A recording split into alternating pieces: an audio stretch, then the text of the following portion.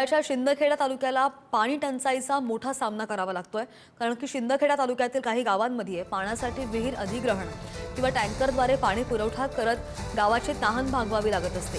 सध्याच्या स्थितीला शिंदखेडा तालुक्यातील धांदरणे आणि डाबली या दोन गावांना पाणी टंचाईची झळ सोसावी लागते।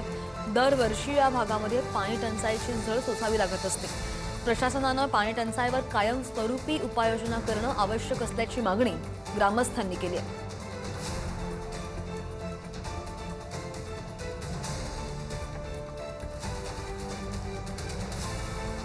धुळे जिल्ह्याच्या शिंदखेडा तालुक्यातील दापरी या गावाला पाण्याची समस्या उद्भवते आहे। आपण जर बघितलं तर पाण्यासाठी महिलांना जीव धोक्यात घालून या विहिरीतून पाणी काढावं लागतंय। डाबली गावाच्या 500 मीटरवर असलेल्या पाणी विहिरीजवळ हे महिला पाणी काढताना आपल्याला बघायला मिळत आहेत। डाबली ग्रामपंचायतीकडून 8 दिवसावर जे काही टँकर आहे हे टँकर द्वारे पाणी पुरवठा होत असतो।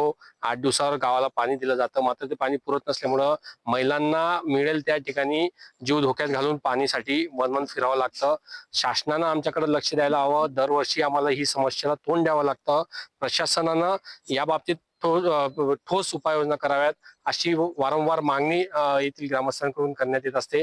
आपण जर बघितलं तर उन्हाचा तडाखा आहे, 44°C तापमानाची नोंद करण्यात आली आहे।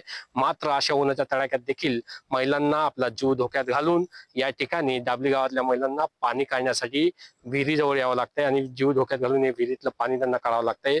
1 मे पासून पाण्याची अत्यंत टंचाई या गावाला भासू लागली होती आणि यामुळं आता ग्रामस्थांकडून वारंवार प्रशासनाकडे मागणी होते। टँकरद्वारे जरी पाणी पुरवठा होतोय, मात्र पाणी पुरवठा पुरेसा होत नाहीये।